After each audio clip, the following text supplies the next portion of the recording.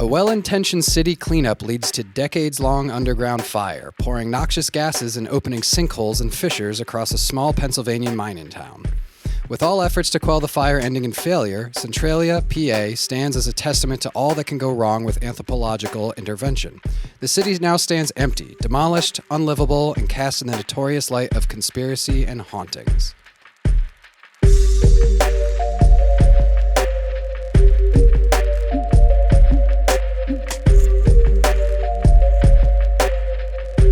Hello. Welcome back to Our Haunted Nostalgia, a monthly trip down the paranormal lane, exploring everything from cults to hauntings to cryptids to conspiracies. Today, we're going to be looking at Centralia, Pennsylvania, a little-known city that might have inspired Silent Hill.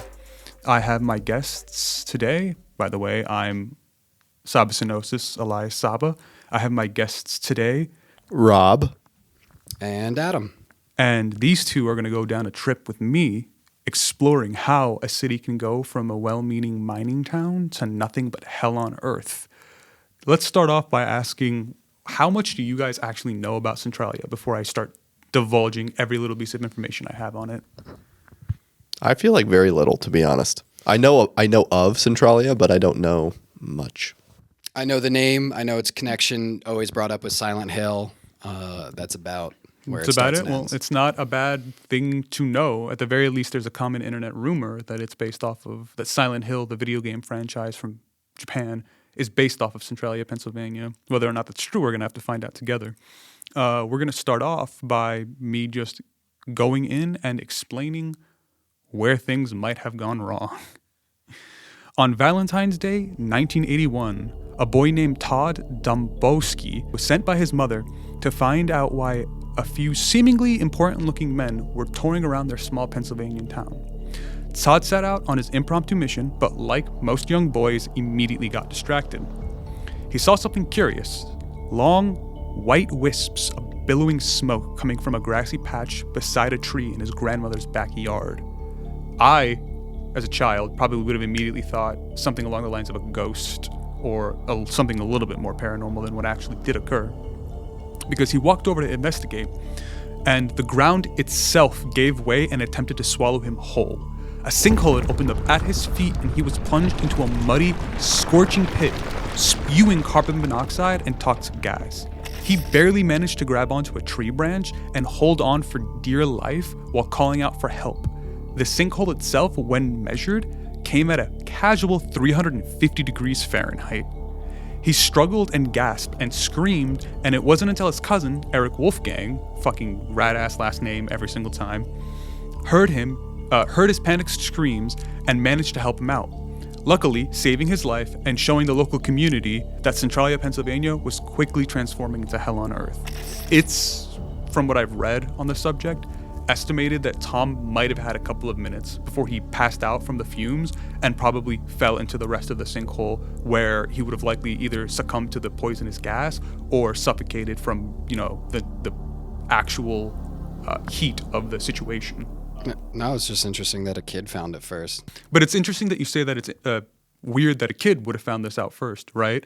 But it's less so that Todd was the first person to find it, more so that the headlines of a small child, I think he was 12 or something at the time, nearly dying from a situation like this is properly what set a media scare and the local residents in an uproar about what was going on. Because up to that point, the local municipality was doing their damnedest to honestly cover it up. Oh, really? So this fire was burning presumably for quite a while. Mm-hmm. I wonder how many people, and I just think of myself here, but I wonder how many people were like, oh yeah, the front yard was smoking last night. Did you notice that? And somebody else was like, what are you, fucking crazy? Yeah, and then I feel like I would be like, you know what, cut my grass today and it felt warm to the touch. I don't know if that damn sun is so strong. I don't know if either of you guys are familiar with Night Vale, the Welcome to Night Vale podcast. They have a very interesting setup of like, well, what if this entire city was just riddled with paranormal activity and everybody played it completely straight? I like to imagine that that's what this was, where like Rob brought up the fact that, oh yeah, no, you're mowing your lawn. It's December 23rd. It had snowed everywhere else in Pennsylvania, but for some reason, there's just a circle of green grass across all of Centralia.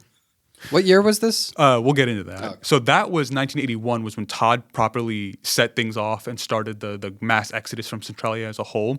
But the city really got its start really, really early, like most American tales. This one starts off with the Native Americans. Thankfully enough, this story doesn't end terribly for them. They, in this case, the local tribes of the now Columbia County area were in talks with settlers at the time in 1749 to parcel out land to sell to them, basically, right? The Native Americans didn't want to be around anymore, and the settlers were more than willing to take it off of their hands. An agreement was struck for the price of about 500 British pounds, which I wanted to do a conversion to see how much that is today, but I don't think they have that version of British pounds. Almost certainly highway robbery, let's be real. Probably. The Native Americans probably, like, they had some semblance of an idea of what money could be used for, but the settlers were probably doing the exact same thing with the blankets of just like, oh yeah, we're going to do this out of the kindness of our hearts. Here are some blankets. As they hand over a crisp $100 bill, if that existed.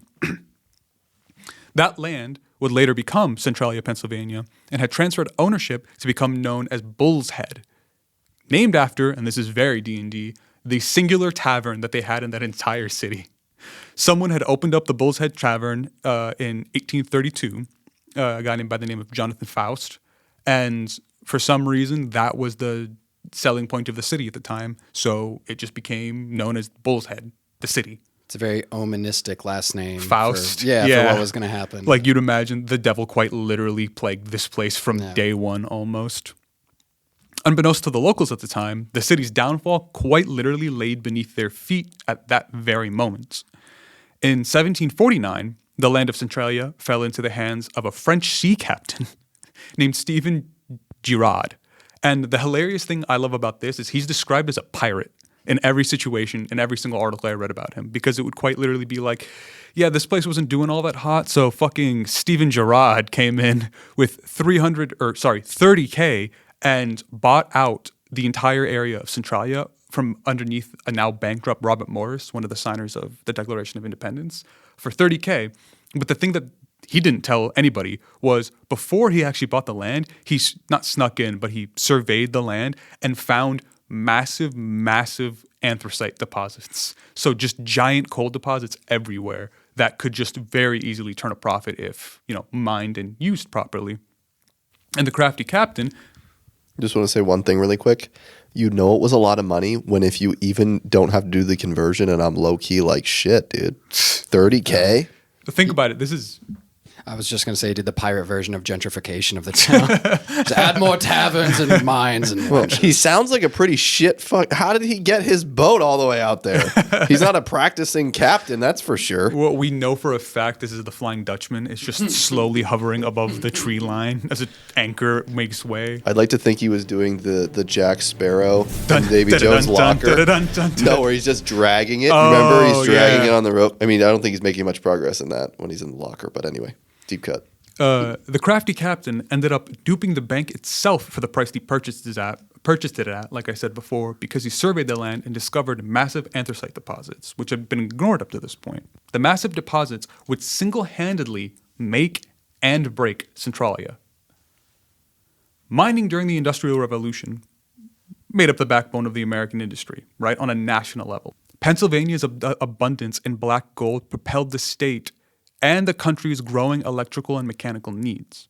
Michael Zuckerman, a Pennsylvania historian, stated that without Pennsylvania, industrialization in America would have been far more halting than it was, and the national economy might have remained agricultural as a whole.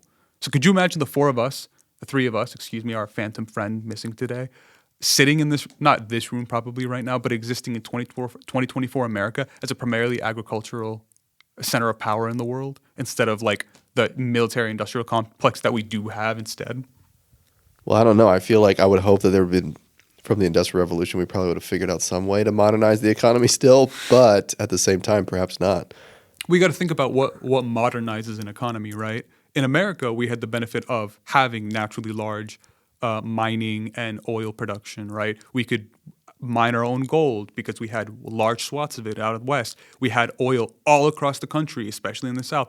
Coal, so abundant in the north, right? Countries like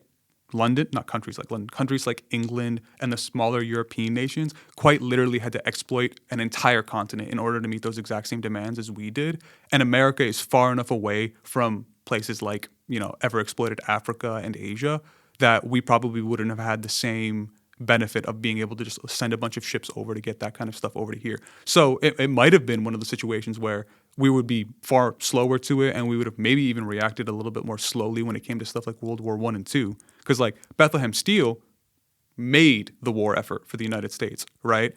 Bethlehem Steel needs coal, needed raw materials and coal in order to get stuff out of the door. And if we didn't have those raw materials in the abundance that we did in Pennsylvania, we might not have had that backbone for our war effort overseas. So it's a really interesting thought process to go through of like, what if Pennsylvania didn't have, like the fourth largest coal deposit on the planet or something along those lines? What if America didn't industrialize? We would maybe start industrializing a little bit later and just end up not the superpower that we are today.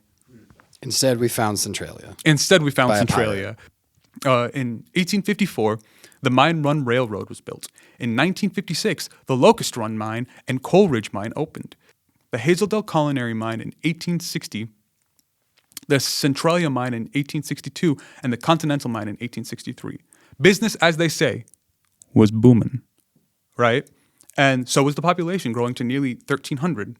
Which might not seem like a lot at the time, right? But compared to Harrisburg, which I think was some 60 miles away from it at the time, that only had a population of 2,300 at the time. So like 1,300 ain't nothing to scoff at, especially 200, 300 years ago when the world population was below 1 billion. And in 1856, our very own Lehigh Valley got a branch railroad connecting to Centralia. So we had a little bit of a go between that small mining city and ourselves for a while there. As you can imagine, like I stated before, the prosperity and population of Centralia was deeply embedded with the national need for coal, right? And ever since World War I, the need steadily declined, and so did the small city. In the 1960s, the population had divided to 1,400 from 2,500, which was its peak in the 1990s, right? This next section I like to call the beginning of Silent Hill, because this is when things start getting a little bit messy, I should say. Today, Centralia stands as nothing more than rows of empty gridded streets, the occasional standing fence, a significant landmark or two, and then a large amount of just danger signs plastered everywhere. Have you ever seen pictures of Centralia before? I've seen like aerial views, yeah. What about you? I'm actively looking it up right now. So you'll probably see two things while looking it up, right? You'll see what I just described, which is like probably a little unsettling to think about. Like you think about those liminal spaces that you see online, those liminal spaces. It's a ghost town. Yeah, a ghost town. Well, no, not a ghost town like you're imagining. This is one where like, imagine you have all of the streets of a city laid out and then there's just nothing left. No buildings, no mail, post office, no church, maybe a couple of churches still standing. But it's like you just look around and you'd be like, I can see that something used to be here. And the fact that it isn't feels a little bit unsettling, right? But how does a city turn into a ghost town, right? In Centralia's case, it turned into the ghost town, right? One that would later inspire Christopher Gaines, right? The director of the movie adaptation of Silent Hill. So the often parodied line on the internet of Centralia, Pennsylvania, inspiring Silent Hill, less truthful than that statement might have you think, because Silent Hill is a Japanese game. They probably had very little any knowledge of Centralia to begin with. Might not be too true, since Konami specifically had offices full of what they would call Westaboos. I mean, Hideo Kojima, Metal Gear being the most iconic, but Konami in general was very much influenced. I'll talk about it more later, but real quick, there's a level in, I believe it's either Silent Hill 1 or 2, that the layout and some of like the posters and interior design is directly side by side lifted from Arnold Schwarzenegger's movie Kindergarten Cop. Yeah.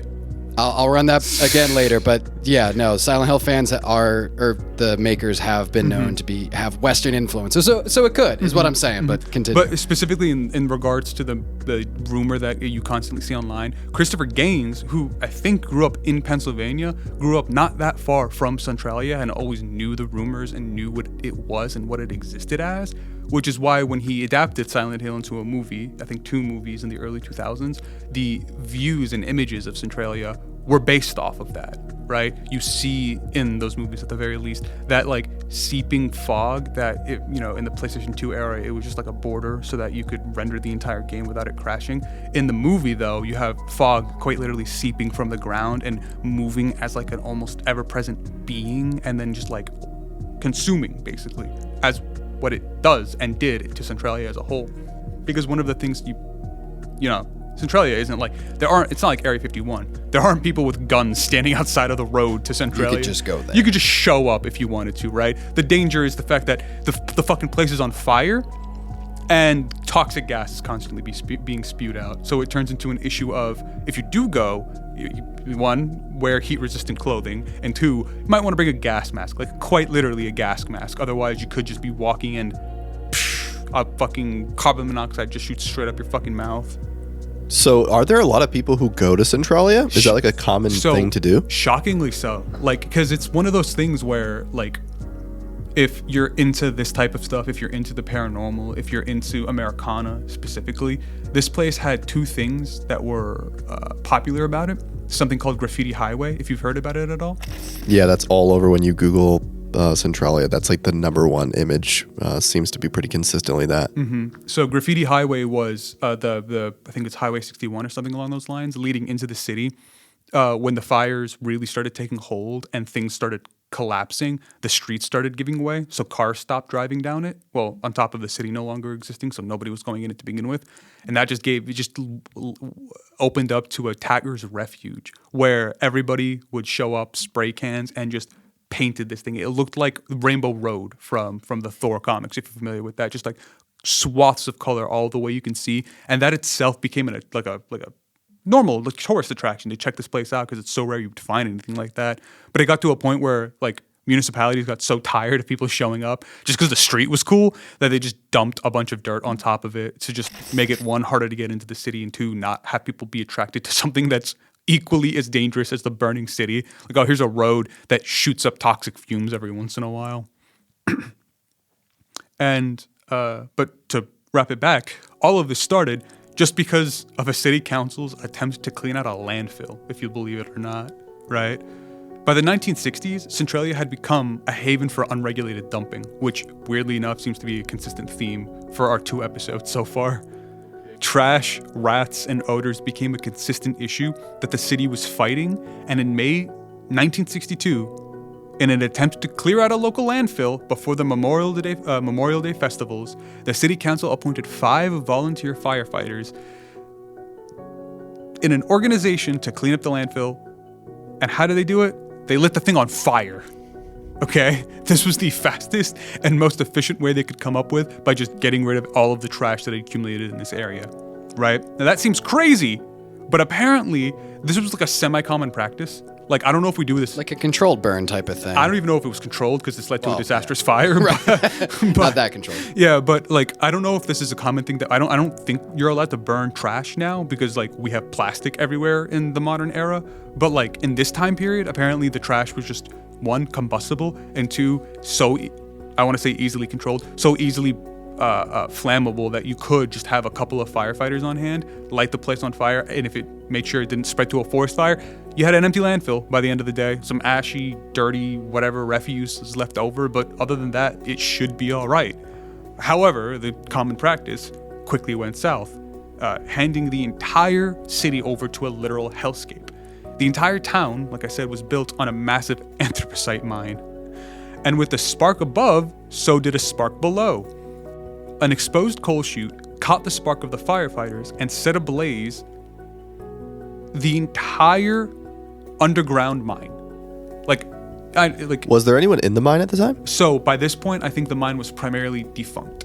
And this isn't like, I told you, like they opened like 5 or 6 different mines. This isn't like Minecraft where there's just a massive cavern where you just see exposed pits of coal here and there. This is like wait. You mean to tell me that mining doesn't work in the same way? You mean to tell me that there are not people down there with pickaxes made of diamonds? You got to get in there with a diamond. It's the most efficient way to get this shit. No, so what it's more like is imagine something like I'm going to use another video game reference, Terraria, where it's like There's veins. Yeah. Oh yeah, Terraria is much more accurate to real life. That makes a lot of sense. No, so it's more They so beat the skeleton that was guarding the dungeon, so they got the rare. Yeah. I really appreciate the grounded reference to a series like that. but it's more so a bunch of interconnected webbing, right? Like literal Veins, yeah. veins, fingers and fingers of caves reaching out from their open mine shafts and mouths, connecting to one another below, right? The problem was when one of these coal chutes caught on fire, it started spreading so fast. By the time the firefighters had even realized what they'd done, it was already too late to stop it, though attempts were made, right? It turns into a problem of how do you quench a burning cave, right? You can't get a fire truck down there. You can't flood it for lack of a better attempt because the water is just going to go down and not necessarily douse everything, right? At this point in time, it was quite literally, and mind you, this is 1962. It was quite literally like, hey, don't bring this up. Don't tell anybody about this, and we'll see how far we can get along without anybody realizing something's wrong. So this is, and again, this is probably just me representing the fact that most of my world knowledge is from things like Terraria. But my immediate thought would be like, why can't we focus on smothering it and taking away its oxygen supply? Infinite fuel, I guess. So, right? Yeah, but it still would need oxygen to burn. So here's the thing: it has infinite fuel. The mine's deposits itself cover the entire city, right below the city, I should say. You can't smother it because, much like the situation with water, like let's say you right now, Rob, had like a fishbowl filled with pebbles, right? If you poured water on top of that, right, you would need to keep dumping water until every single pebble was completely smothered with water. The problem is, imagine if every time you dumped another cup of water into this fishbowl, there was a drain at the very bottom, and that water just consistently kept siphoning off into a larger and more open cave system. So you can't smother it using water, and you can't smother it because of, using oxygen, because the fishbowl, in this analogy, right, also has a bunch of little holes all around it. So like you want to cover one mouth of the mine, right? There are thousands, and I mean thousands of other places that oxygen can just naturally flow into these mines to make it impossible to smother. Like mining catastrophes like this, this Centralia is obviously a really specific and rare. No, specific and profound example, right? But there are, I think, when I was reading up on this, like tens of thousands of fires like this across the planet. And the reason being because like when stuff like this does happen, it becomes exponentially more difficult to put it out. It's like what I explained to you, Rob, where all of these mine shafts have multiple entrances, multiple cracks, multiple fissures that can feed them more fresh air and consistently just keep it burning. And mind you, when I say the place is on fire, it's not like you're going to walk into one of these caves and it's like hell where there's like 6-7 foot high long flames licking the tops of the caves from the bottom. It's like the coal itself is just slowly burning over decades potentially. Yeah. Well, it also seems to me too, like if there is a solution, you have to weigh it against the fact that this is like a town, right? There are people living there. So they're like, okay, well maybe we could blast it out. Like, but that would require destroying the town. So like there's not, or like, cause my attitude is like, okay, so if the fishbowl is consistently being filled, you're just like, all right, we get a fire hose. But it gets to a point where it's just like, well then you just destroyed the whole bowl. There's not really a point anymore. The point is, is it worth it? It's like, what's the best way to deal with anything? Just drop a nuke on it, right? Like if you nuked Centralia, maybe you'd put out the fires. Put it all in a microwave. And the other thing to keep in mind when it comes to this too is cost, right? Because sure, you want to think anything to save, human lives, right? But at a governmental level, I think the numbers that I was seeing were like, we feasibly could handle some swaths of this fire. It would just cost $42 million or something along those lines, right? And for a city of 1,600 people tucked away into the middle of nowhere, I think it's like 60 miles south or 60 miles west of Harrisburg and a little bit south of Hershey or something along those lines, right? Like, is it worth it in a governmental sense, right? Is it easier to actually do something about the fire or to just pick everybody up and tell them to leave, which is ultimately what happened to this ghost town, unfortunately enough. So right? What bridged the gap? You had mentioned earlier that after this firefighting attempt gone wrong, that there was a keep it hush hush. At what point did that not become feasible? So it really stopped being feasible when Todd when he discovered, when he went in, right? It's the tragedy of like any massive news case you see on the national news. It's like, it's not like, oh, 5 gang members murdered, right? It's like a small child hit by bus, and like it's a tragedy because it was an 8-year-old. In this situation, the 12-year-old. So a lot of criminals were burned alive in dude, Centralia. Have you met minors, dude? Oh, so genuinely a lot of them died. No. Oh, so the benefit is that by this point the mines, they weren't necessarily defunct, but they weren't being actively mined. So it wasn't a matter of like keep sending the miners in and hope they don't get black lung faster than normal, right? But it was a quite literal, like a real conspiracy. Not like a we didn't land on the moon or 9/11 was an inside job. This was a conspiracy by the city council and the municipality as a whole to keep the citizens from freaking out and potentially leaving by themselves. Was just like, hey, you don't bring it up, we don't bring it up. We'll try to deal with this as best we can, and everybody just went about living their lives, right? But as we'll get to in a moment, you can quite literally see how fast that will unravel. Though the city council did try to keep the dangers under wraps, the conspiracy quickly began to falter, right? Residents began noticing a couple of alarming signs. And you guys tell me when you would just alarm going off, I don't want to live here anymore, okay? The number of cancer and lung disease victims grew. Hunters reportedly were going out into the surrounding woods, finding smoke rising from craters with dead deer and animals stuck inside, having been trapped vertically inside of them. All right. I'm not gonna lie, that one already. I feel like the first one I wouldn't notice. Like, I'm not looking at the macro. I've never health Googled information. local cancer levels. Yeah, how common is cancer in my village or my town?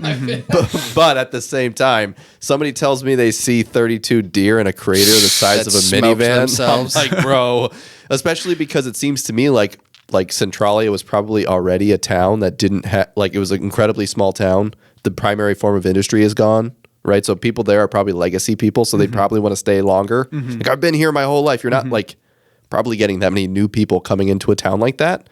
But yeah, that one for me already is a red flag. So it's funny. I want to hear the rest just because I have never. I haven't Googled cancer rates, and if a hunter from the woods came in and told me he found a deer stuck in a rock that suffocated to death, I would not.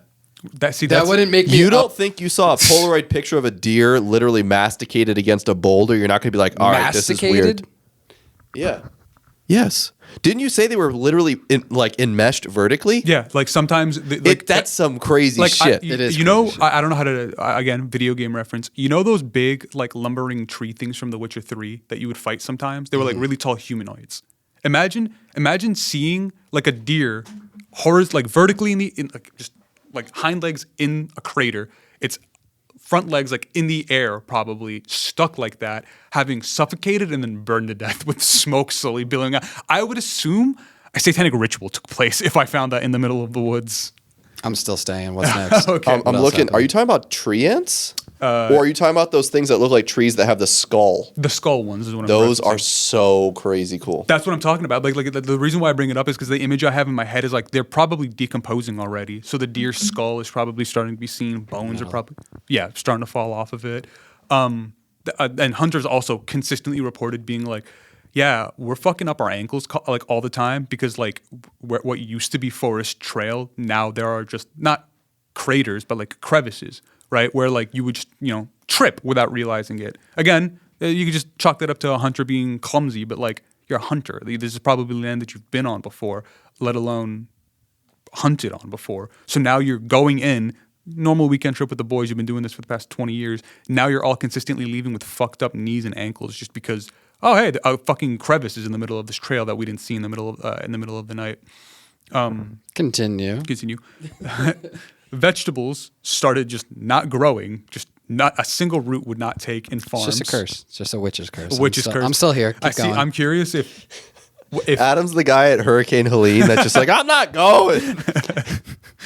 I taped down the car. See, I know I'm going to get him soon, or I'm hoping I get him soon. I know it's coming. That's why I want to keep going. I don't hunt. I don't care about cancer. You don't eat vegetables. I don't grow vegetables. My grandma's bean sprouts in the back is whatever. But cat pissed on it. Keep going. People were also beginning to notice alarming changes in their day-to-day lives. Some people began to report increasing temperatures in their basements. So hot basement. The basement's 82 degrees. Why? So much so that they stopped needing to use their water heaters because their water was already warm. But wait a second, the water heater's heating your water up to like 90 to 100 degrees. So that's a really hot basement, Adam. I just want to keep pointing these things out for you. Okay. One woman recorded a temperature of 746 degrees in her backyard swimming pool. Jesus Christ, that's just it's a Finnish sauna. So at that point, would you think something was going on? Yeah, I mean, if I was getting cooked alive, just going for a swim, yeah, probably. When it affected me personally is when I start to care. Adam starts enjoying a can of carrots in your death hot tub. See, I was gonna say Adam began to notice it when it started becoming Adam soup every time he decided to go out swimming. Just put some veggies in there. Most attribute the beginning of the failure of this little city's cover-up to a specific incident in 1979. Todd Dombowski was the incident that caused like national recognition to Centralia and really started to go away. But in 1979, a local gas station owner by the name of John Coddington went about his daily tasks. I don't know what that means for a gas station owner, aside from this specific one where he was measuring how much gasoline remained in the underground reserves with a dipstick, right? He stuck the dipstick in, pulled it out, realized this is a little hotter than I think it should be right now. So he got a fishing line, thermometer, cast it into there, pulled it back up, and recorded a scorching 180 degrees Fahrenheit inside of the gas reserves, which is, again, probably not a good sign. And at that point, people started paying attention because, like, when you record, like, hey, this highly flammable liquid is getting to dangerously hot levels, and I have no control over it whatsoever, people are going to start noticing. So wait, is the Dombowski family like the last 10 people that are in this town? Like everyone's already exited and these people are like, I'm not going. I wanted to bring this up because, again, the city, when it started the proper evacuations, was getting around 1,400 people, I believe. There are now still in Centralia living there 5 people from what I last read. And this was a couple of years ago. My swimming pool. So, but it boils down to what you described, Rob, of like families with long-standing histories in the city not wanting to give up either not even their childhood home, but the place that their forefathers were from. My great-great-grandfather was a freaking pirate. You expect me to leave because of 1,000-degree basement? 1,000 degrees. It's literal hell in your basement. I'm not leaving. Get over yourself. The Pennsylvania Bureau of Mines decided the best judgment was just to let the fire burn itself out. And that came to a headway with Todd Dombowski in 1981, right? This is a direct quote. Pets, too, were victims. A group of kids were playing in their backyard swing set when they witnessed the grim death of their neighbor's cat, when the grass around it suddenly turned brown and then it dropped into a sinkhole. Poisonous gases began billowing into cellars and local schools. Some Centralians began developing a bad hacking cough that was compared to black lung, an absolutely horrific-sounding miner's ailment. Others were consistently falling asleep in their homes because of the carbon monoxide levels. They were just getting way too high. And it was getting so bad that the state finally started pushing to install carbon monoxide detectors in everyone's homes. And when they started running out, they began handing out canaries. Literal canaries. So I'm just going to be honest with you. Could you imagine living in a town where your carbon monoxide detector is going off and you're like, let's open a window, and someone's like, shut that thing, you idiot. And it gets worse. Like, keep that shit closed. I don't know what this, like, it almost sounds like a Fallout meme to me of like, here's your government issued canary, ladies and gentlemen. It's very dystopic. And the city quickly began to become unlivable. All attempts to snuff out the roaring fires below failed, and finally the government had to step in and claim eminent domain over the entire city, slowly relocating the population and leveling what homes remained. Others were not discouraged from moving, but others were discouraged from moving by themselves, right? They didn't, not the government wasn't telling them not to move, they just particularly didn't want to leave, right? And to make it official, the postal code for Centralia was just scratched off the record, and any like record of the city existing was just, cut from the swath. It's no longer an American city. It's no longer a city in Pennsylvania.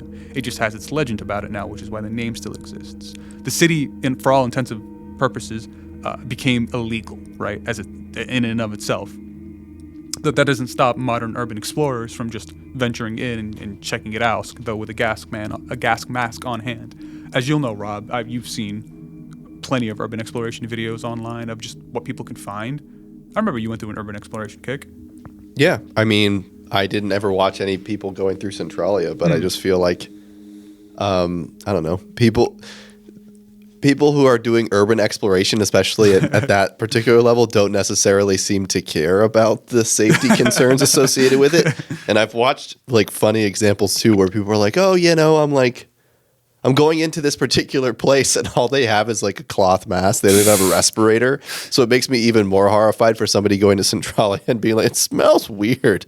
I'm a little lightheaded and my canary died." My government issue canary died. Yeah, but that's the thing with that is like one of the reasons why Centralia is still popular to this day. Like I said, Graffiti Road was a big attraction too. But I came across two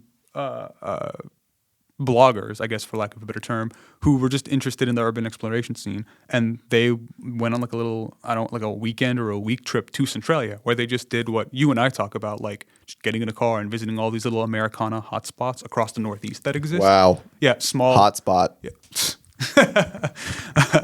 Like these motels that have just been sat on the side of highways for decades that you drive by them and go, who the fuck stays there? But they're open somehow, some way, right? Well, they did that trip to Centralia, and the thing that you'll see in Centralia, because of when it closed, when people started moving out, is like there are like classic automobiles just left out in the middle of fields, rusted and unkempt, but they're just an urban explorer's wet dream for photography and just a find, basically, right?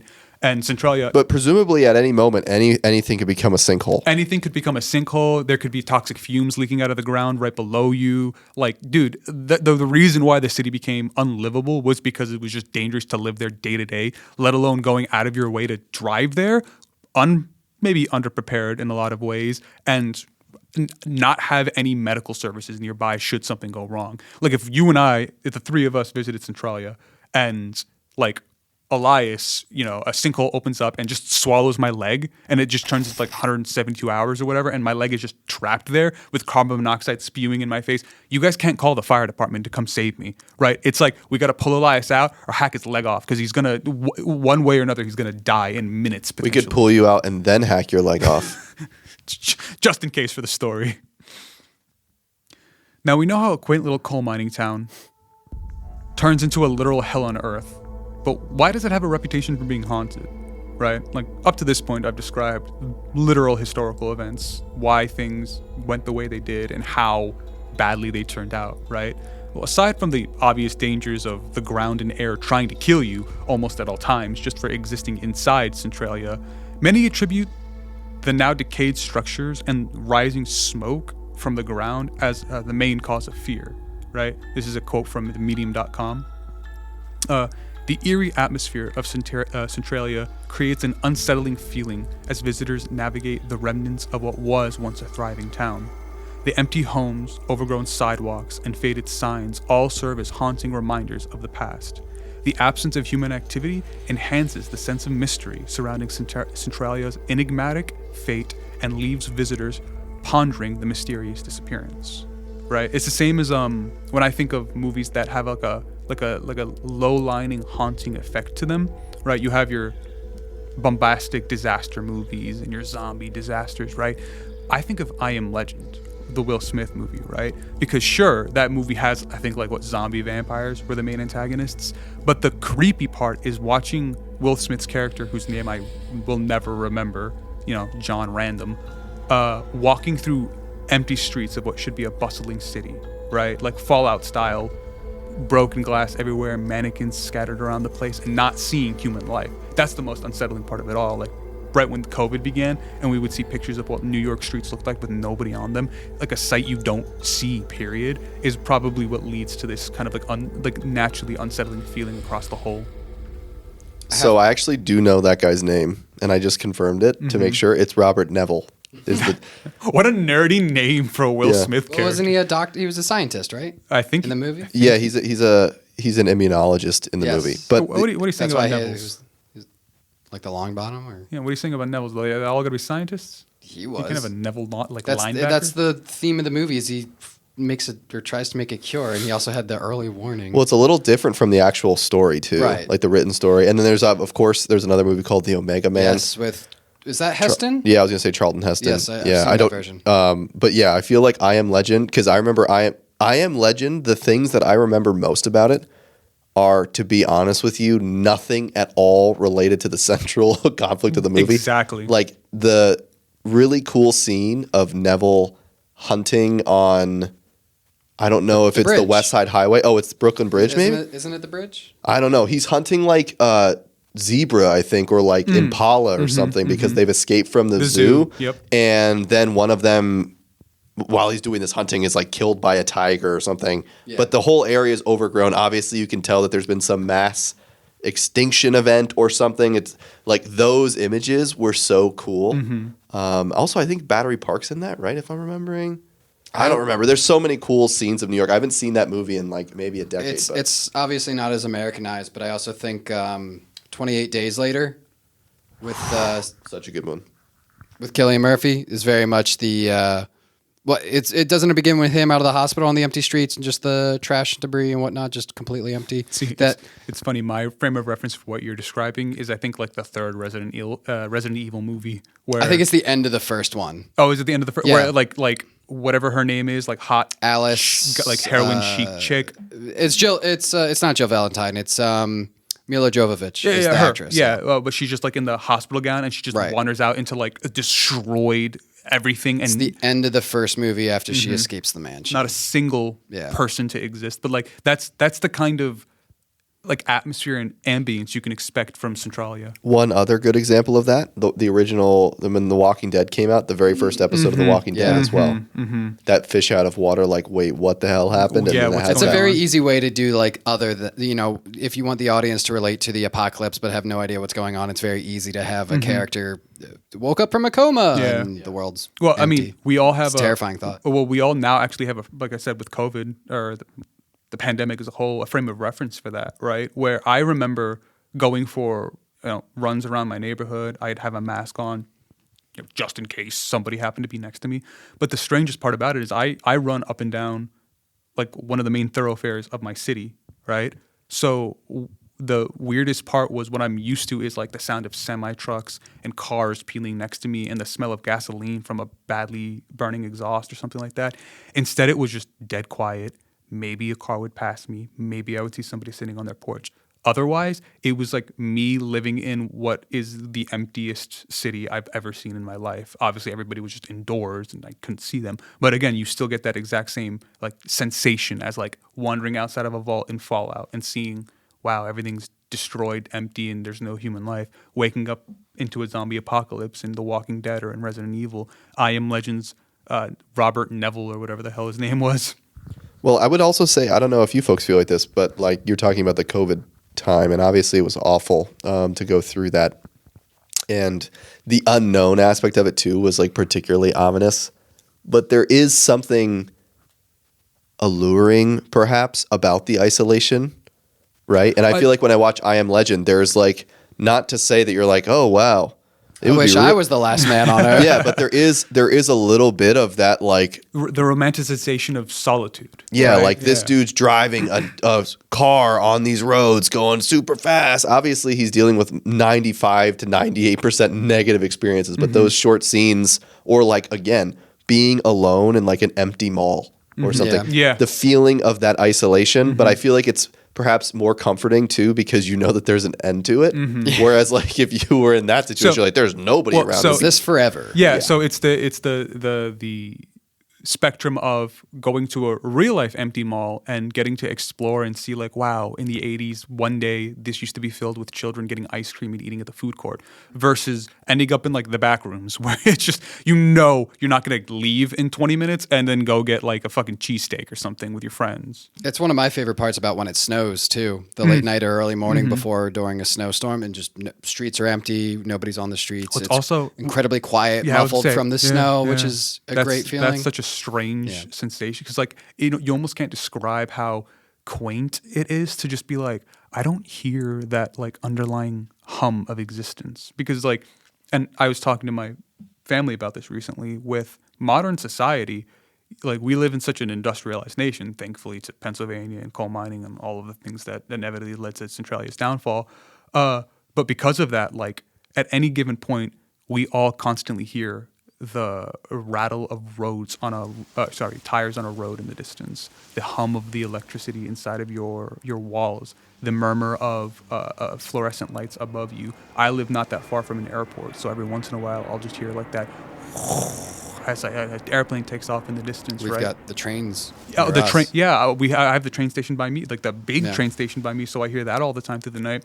Versus when you, and I don't know how far you guys have ever ventured into the proper woods, not like a known hiking trail, but if you go to like a national park and you're just in the middle of nowhere and all you hear is like the cricket, the chirp of a cricket and the tweet of a bird or something, and that's it.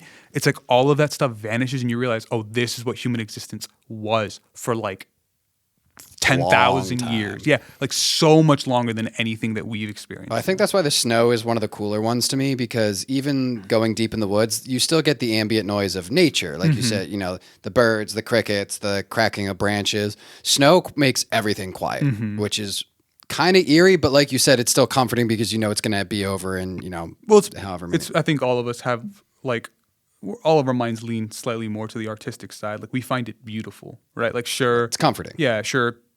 When some people see snow, all they think is, I got to shovel Shovel. snow. I don't want to be stuck in traffic. Da, da, da. When I see snow, all of those things still exist to me, right? But I prefer the benefit of getting to see like a tree with all of its limbs have like 2 inches of snow on it, reflecting like the morning light off of them and glowing a little bit orange. Like that to me is why I value like being in the forest and seeing snow, a good rainstorm. I didn't realize this podcast was drifting towards romanticism. Like, hell yeah. Well, you started that with the solitude thing, with like I think everyone here has seen that meme of like the masculine urge to romanticize your own solitude. Cabin in the woods. Yeah, and it's like the dude standing amongst like back to the painting, standing across the American frontier, because like it's been romanticized to us through literature, movies, our entire lives. So I understand why there would be like a draw to it, even if it's dangerous, like in the case of Centralia or urban exploration. Yeah, I would say though it's definitely not, and I think you just said it because it's more like the memes that are online. But I feel like that desire for solitude or the weird call of solitude exists for everyone. Like I don't know if it's particularly like masculine. Yeah, thing. The memes is what I've seen of that. Yeah, got you. You make me want to watch I Am Legend, by the way. That's good. We can turn this into a movie podcast. So I think with Centralia, it's also pretty easy to see where it does eventually pivot into the natural culmination of these urban legends, ghost stories, and whatnot. You've got the wisps of smoke for the eerie atmosphere. You've got anybody going there is going to get the fumes leading to shaky memory. And then just the iconography of a burning underground, a roaring, like you said, literally hell on earth. Like it's the perfect mix of all the spooky things, plus an abandoned town. Yeah, while walking through and exploring the empty streets of the city, you'll often come across faults in the ground and roads, with smoke and raging fires below blocking your path. Many claim that amid the smoke, they can often see ghostly apparitions, right? And hear echoing whispers on the wind. Now, you know, maybe that could be attributed to the fact that you're inhaling potentially toxic chemicals and that's messing with your brain a little bit. And this is probably more, you're probably more primed for this, specifically in somewhere like Centralia. But one of the more famous tales is that of a ghostly miner, right? Like kitted in their old-fashioned gear, wandering through the streets of the deserted city, only to disappear around a bend or vanish into thin air. So like the way people have described this is like the three of us are in Centralia, broad daylight, and we think we see somebody else in the distance. And it looks like someone wearing old-timey mining kit. I'm thinking like Scooby-Doo, Miner 49er type deal. And the way it's explained is like, oh, well, there's another person. Let's go check out what they're doing. And then you go to follow them, and they either like vanish into thin air in front of you, like before your eyes, or they, you know, turn around the corner of a still standing building, and when you turn it, they're nowhere to be seen. And actually, this reminds me of I don't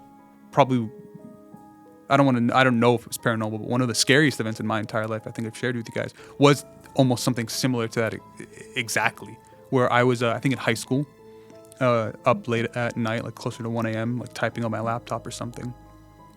And I had my windows open because it was summer or spring, so the weather was good. And I remember just hearing like a female call going, why? Oh God, why? And I'm immediately panicked because like there's no speaker coming off of my, there's no sound coming out of my speakers. So this is a real voice. I jump out of bed, run over to the window and I lift the shades and I see a girl walking up the street, her hand gripping the side of my fence, the other hand holding her stomach while she walked. I panic, I freak out, I want to help whoever this person is because they're in trouble. I run to the kitchen door, parallel that street, and I open it, and it might have been 5 or 10 seconds for me to run from literally 5 seconds to run from where my bedroom is to where the kitchen door was. And by the time I ripped the door open, nobody was outside. Like nobody was up the road, down the road, up the hill. Nobody was in my backyard. It was quite literally like I ran from maybe where we are right now to the top of the stairs, right? And they were gone. I still don't know what was going on. I just remember like looking around confused and then closing the door and going back into my room because I didn't want to deal with whatever the hell it might have been. You know, La Llorona, Skinwalker, monster, whatever the hell it might have been. I was legitimately just worried it was another person in danger, which is why it freaked me out even more that this person, for all intents and purposes, that's how they get you. They just vanished, dude. Like it still freaks me out. I still think about it like what could have happened in that specific moment of time. Like in the 5 seconds where I ran to the kitchen door, did she just sprint up the road and turn a corner without me knowing? Did she just hide behind a bush or something? But like, it still freaks me out thinking about it to this day.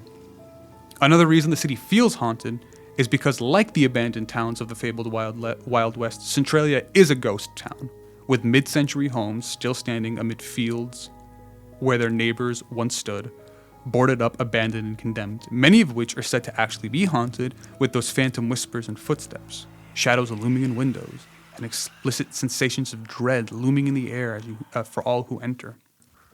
Hi, my name is Jim. About a month ago, my girlfriend Laurie and I were coming back from Knoebels, and we decided to take 61 home and stop at Centralia to take a look as we did once before. First, let me say, we are not superstitious. In fact, we're quite the opposite. We like checking out abandoned places and old buildings, old cemeteries, and that sort of thing. We've seen a lot of old, abandoned homes over the years, but the one we checked out in Centralia about a month ago really gave us a fright. It was a white, abandoned twin home up on a side street on a hill. There were 2 units, and both had red numbers sprayed on the front, which indicated from what I gathered the homes were probably set to be demolished in the near future. So we decided to check it out. The back door was open, so we went in. Some of the first floor, there's a typo there, of the first floor windows were boarded up, making it dark, but we explored the old house a little. We were on the second floor in the hallway near the stairs that led up and down to the first and third floor. The door was open leading up to the third floor. Laurie was in the hallway while I was at the top of the steps that led downstairs. At that point, we heard footsteps coming down the stairs from the third floor. It sounded to me like the steps were coming down the ceiling above the steps, going down to the first floor, so my first thought was someone coming down out of the attic, or perhaps a third floor bedroom. At first, we were startled and thought someone else was in the house. As the footsteps sounded like they were about to reach the second floor hallway, Laurie looked into the stairwell, expecting to see someone. There wasn't anyone there. At the same time, I looked down the steps to the first floor and saw nobody. We just stared at each other for a few seconds. I said, "You want to leave?" She said, "Yeah." We made a beeline down the back door where we came in and out to the car. We drove about 100 feet and stopped to look back at the house, looking at the windows. We expected to see someone looking out at us. Nothing, though. Really weird. Like someone walked down those stairs, but we couldn't see them. Freaked us out. Anyway, I don't know what to make of that. You wouldn't know who used to live in that house. Not even sure where it was or what the numbers were, but if ever I thought a house was haunted, it would be that one. Sort of changed my impression of old, vacant homes. Courtesy of Jim. Email to offroaders.com. But that is one of those situations like we talked about with... Good job. I nailed that shit. Nice job, Rob. Nice job. But like we talked about with Constitution Drive, where there's almost an essence of danger. It's like a natural danger to entering any abandoned home, let alone one in the hellscape of a city like Centralia. La Belle de Vie. The what? Call the Void. Call the Void. Oh, I didn't know that's what it's called. Is that French? Yeah. Yeah. But there's an inherent sense of danger to it, to the point where these people were in this home, and whatever event took place that made them think they were hearing footsteps, or if they did hear something akin to footsteps, made them think there was somebody in there, right? So I imagine like my immediate instinct would be there's a homeless man squatting here and I'm about to be in physical danger, only for, in this situation, to not see anybody and now suddenly be more terrified because you go, oh shit, it isn't a real person, it's a ghost or a demon or something along those lines that's just creeping up and scaring you in that regard. See, my immediate thought is this is the ultimate town for there to be phantom footsteps. Because I'm just thinking, you've already described the fact that there are cracks and fissures all over the place.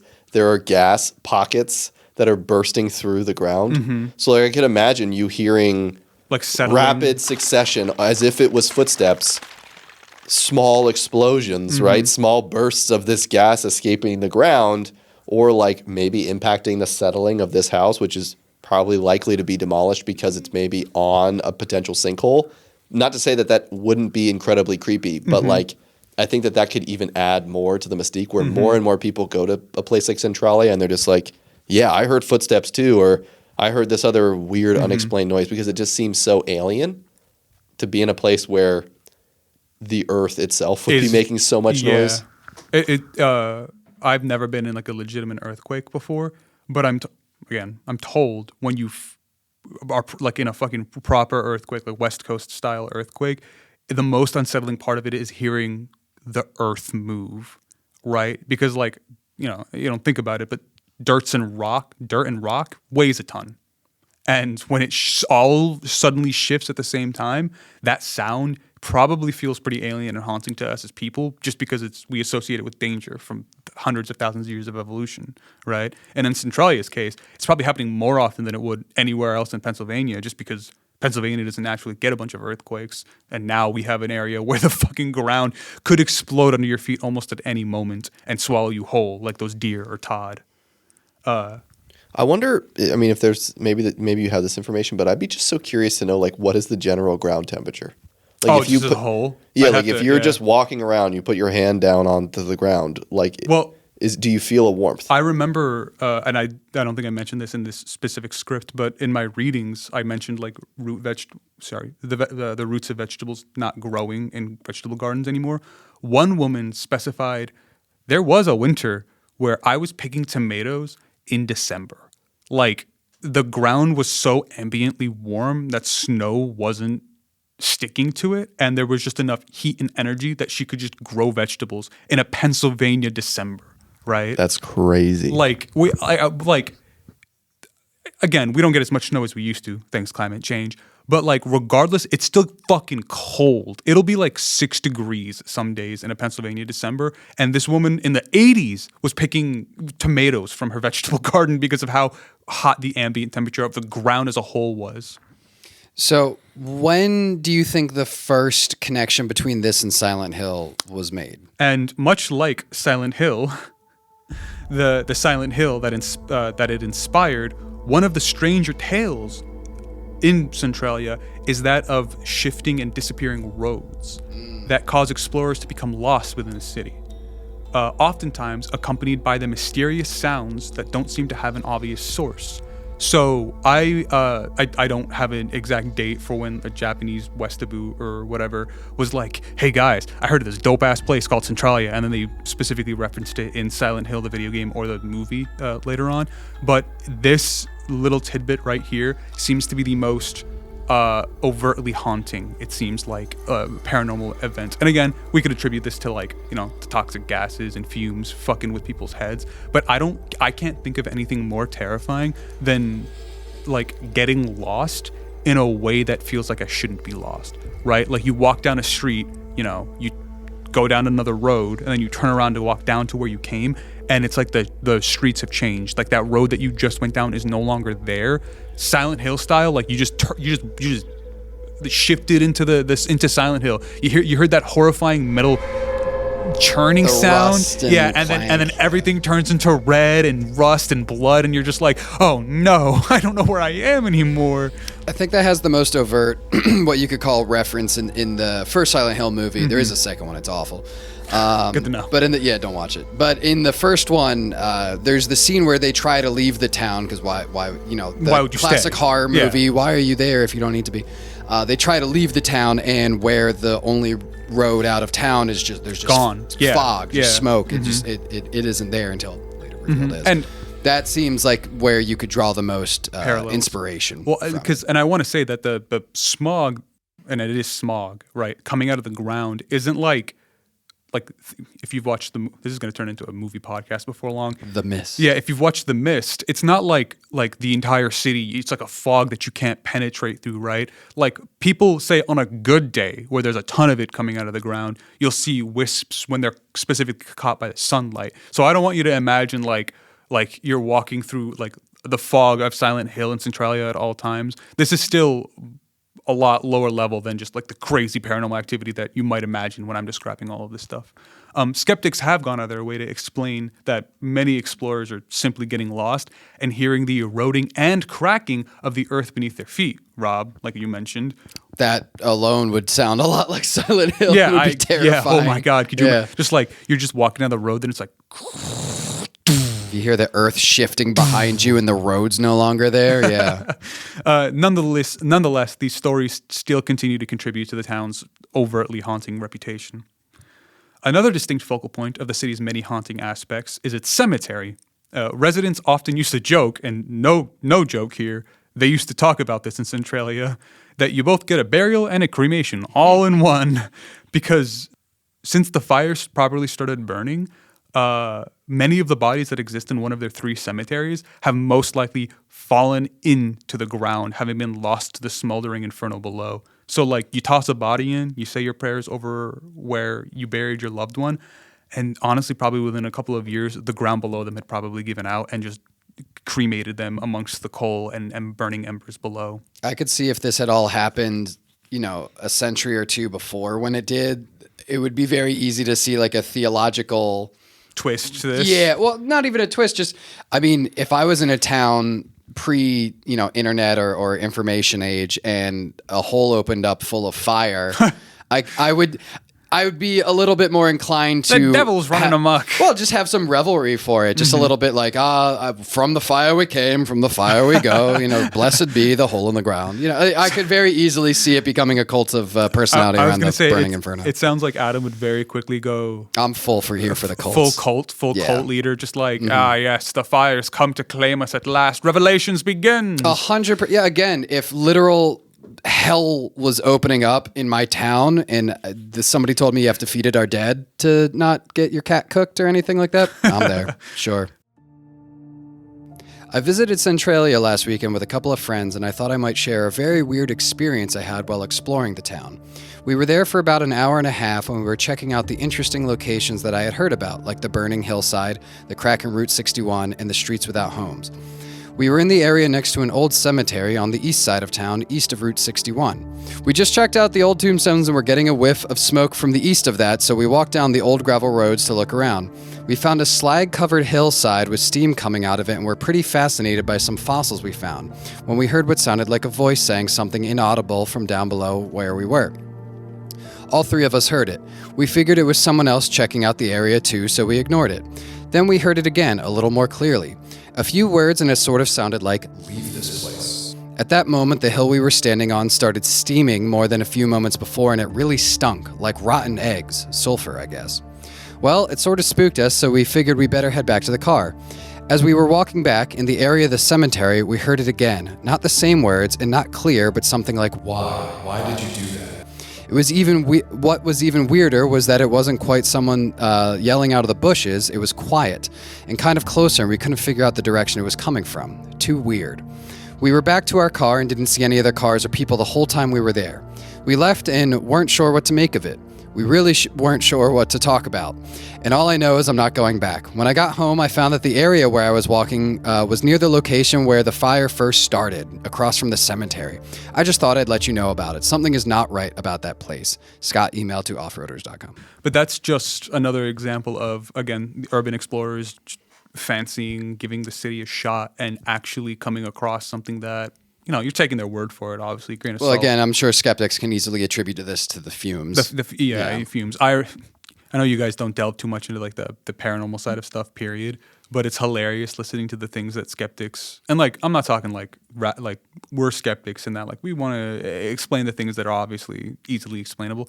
There are skeptics out there who are just like, I don't know, we can't take this person's word any amount of truth. They had diabetes because apparently diabetes can attribute to hallucinations. So it's like you check if that person had diabetes, they could have been hallucinating that entire time. And I'm like, I fair, but like that seems a little off, a little specific to point out there. I'm not gonna lie, I'm that type of skeptic. I think, like even if they didn't have diabetes, I'd be like, maybe you were having an unexpected brain trauma incident. Yeah. You've just given me a new weapon in my gaslighting arsenal.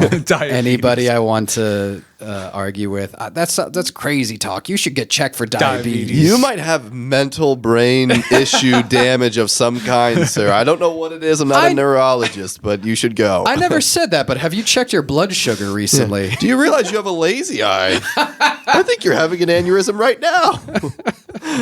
Some bad information you've released on two very incapable people. I can't wait to see how it's used against Max. Yeah.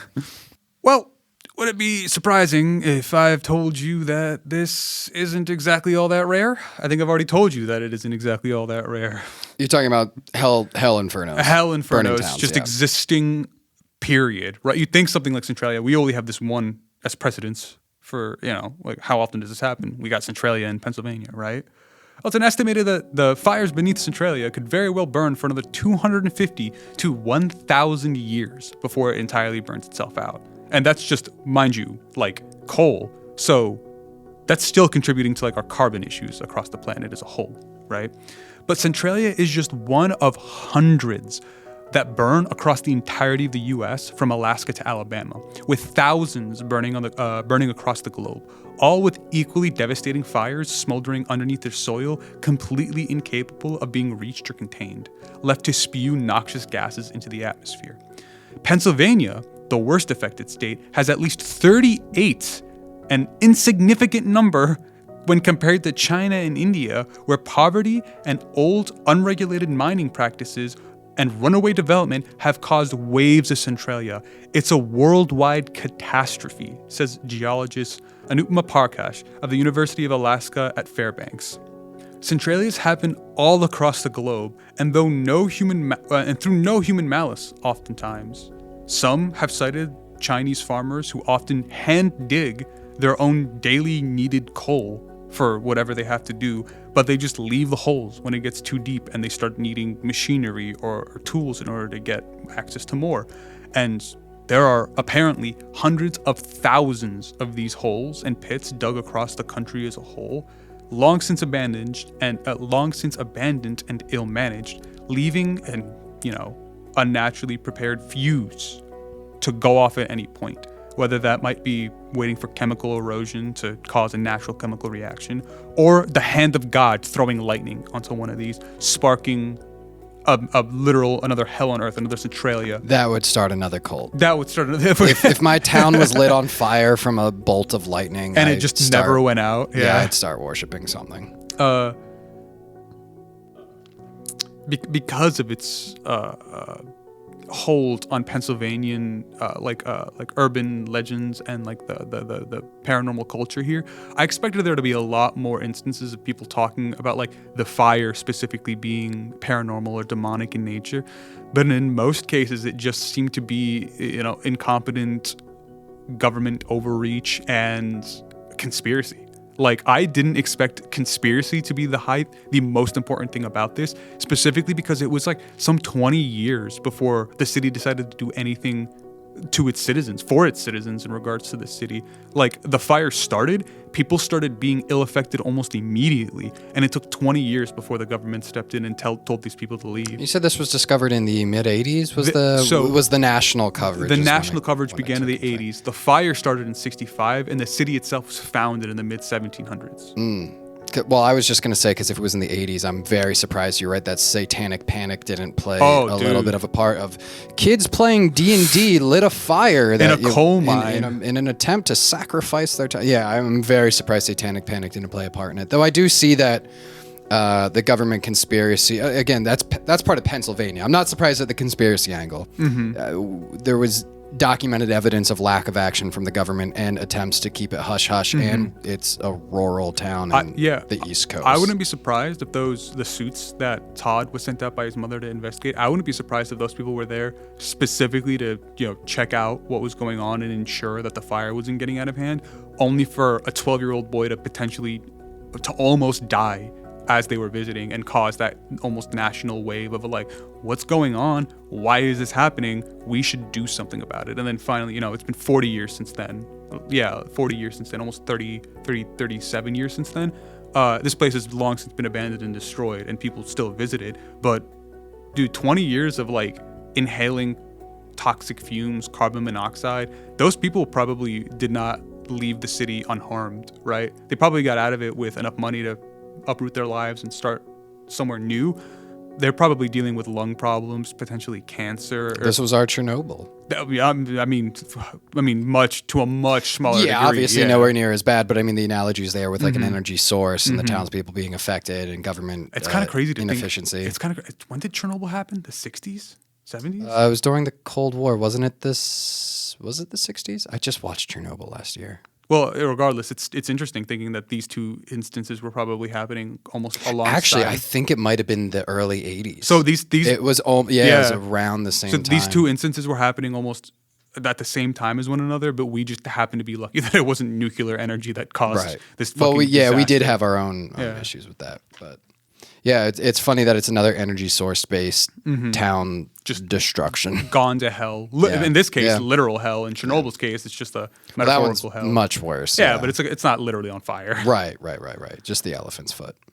Just the elephant's foot, which will kill you if you look at it, apparently. It'll just melt your skin. Yeah, I'd much rather get the black lung than just turn to a blister. Turn into a ghoul from Fallout. Yeah. No, thank you. Yeah,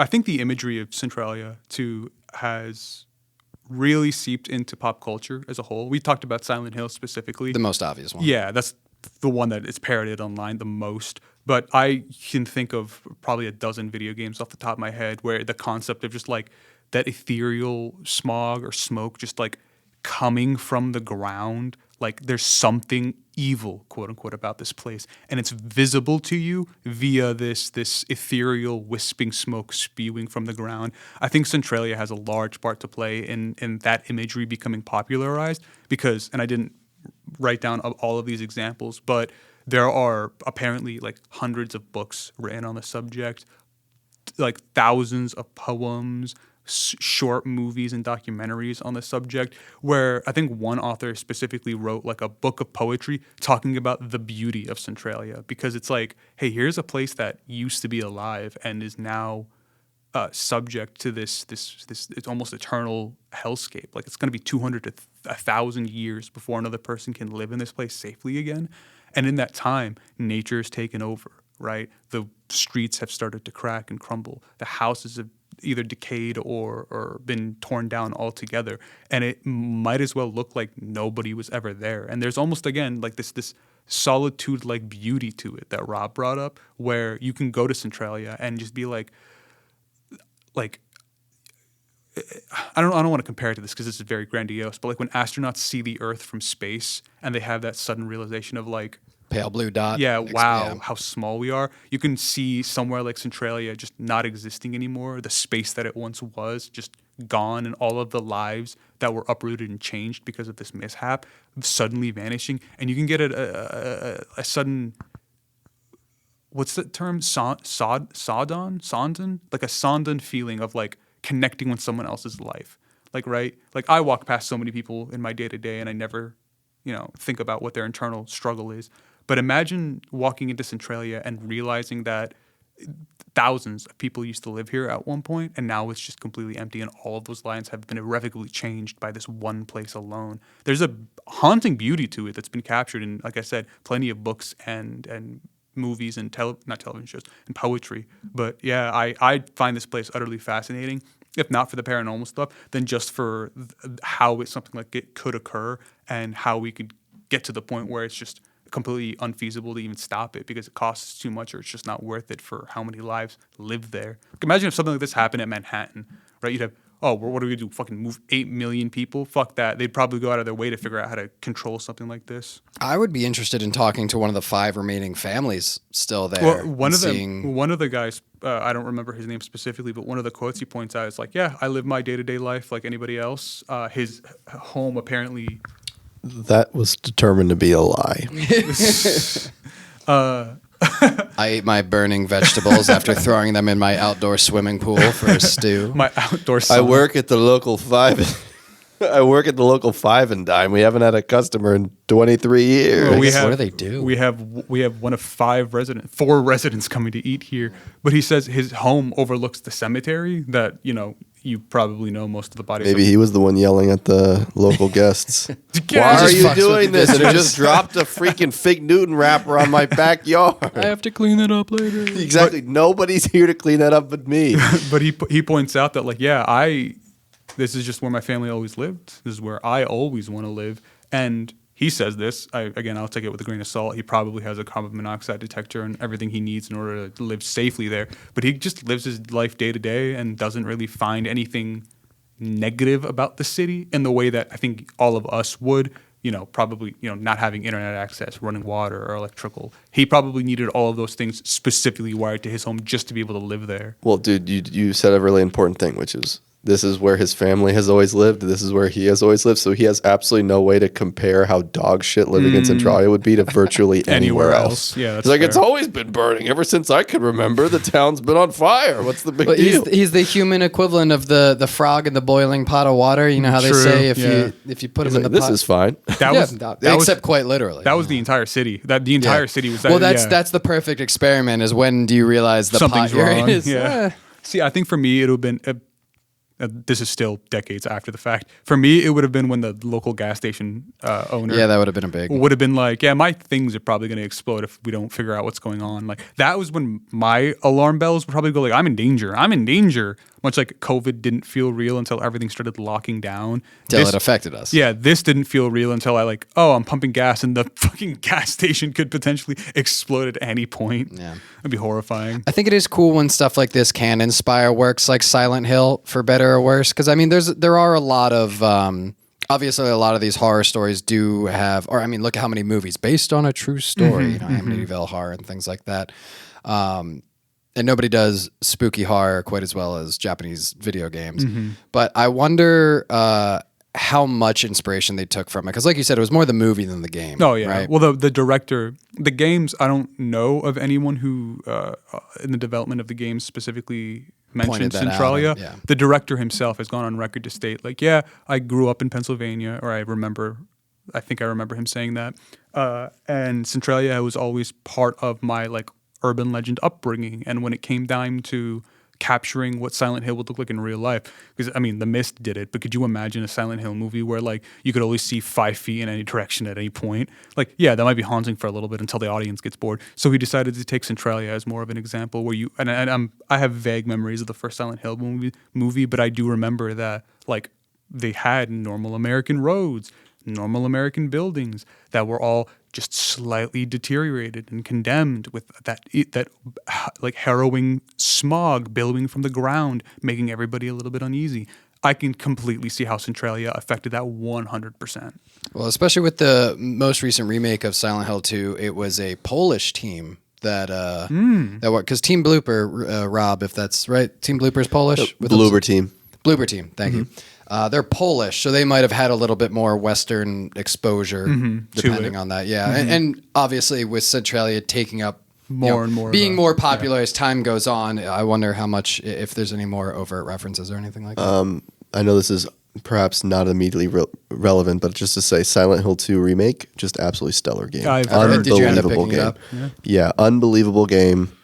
I mean, so I didn't play Silent Hill 2 at a time where it wasn't. Yeah, I didn't play the original Silent Hill 2 at a time where it really felt like cutting edge, like it was old at the time, and it didn't really hit for me in the same way. Can I ask, was it around your high school years? Because that was what it was for me. So I had played other later Silent Hill games, like Western-made Silent Hill games earlier, just because I didn't know.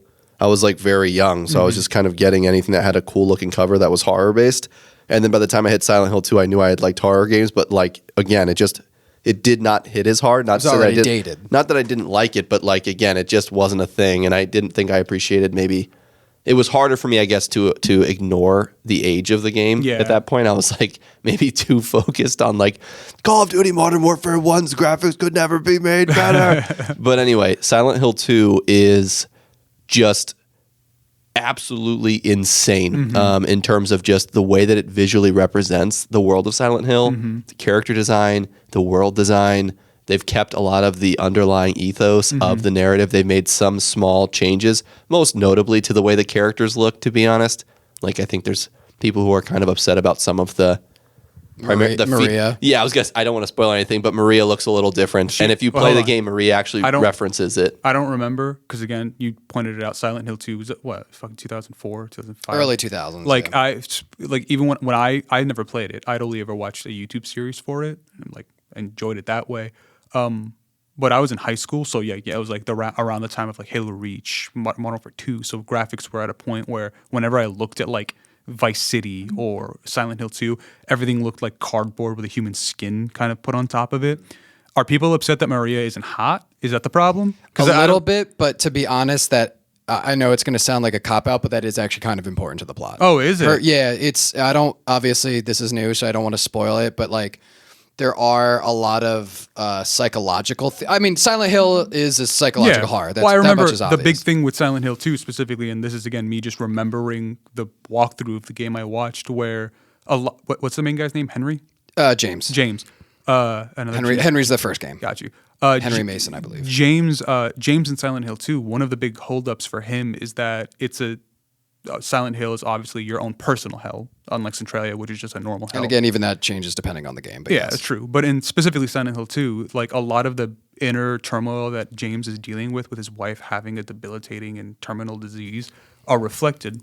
Be careful with the spoilers now. Have you not played this game? Well, I just played it. Where you're going right now is... Well, this isn't a spoiler for anything, but like a lot of James's hang-ups with his wife dying are what are represented in the game, right? So like the iconic Silent Hill sexy zombie nurses that are in like a bunch of different media and in later games represents repressed sexual urges. Yeah, like that kind of stuff is the stuff that I remember from Silent Hill 2 because it's the kind of stuff that I wouldn't expect from a horror game because I was so used to horror games just being like schlocky 80s jump scare or like schlocky schlocky 80s horror movies where the goal is just to be as fucking gory and visceral as possible to kind of get, whereas Silent Hill was always a little bit more like understated and sad for in lack of a better word, just like the ethos of Silent Hill is sadness, not necessarily horror. Yeah, there are zombie dogs and nurses and Pyramid Head or whatever, right? But like the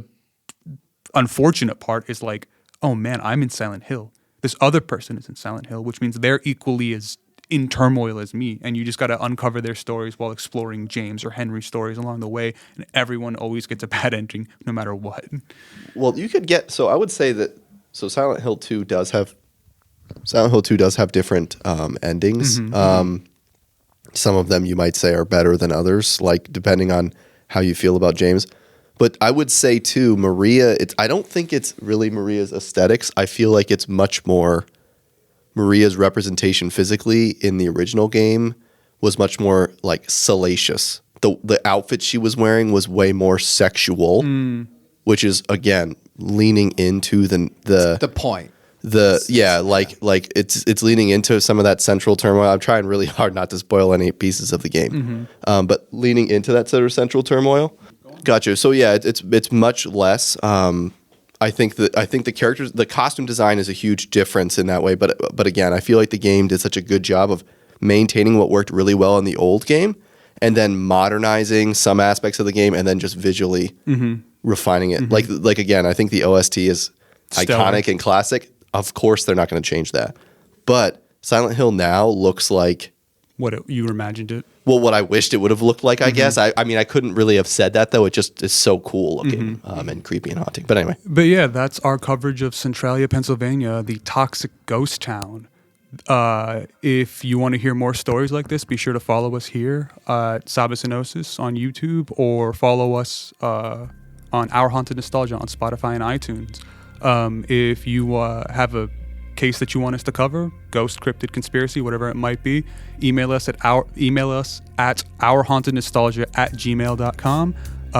Let us know what you thought about Centralia, and if you have your own stories from the local PA area. Thank you for dropping by, and I hope to see you next month for what I expect to be a great coverage of the Dover Demon.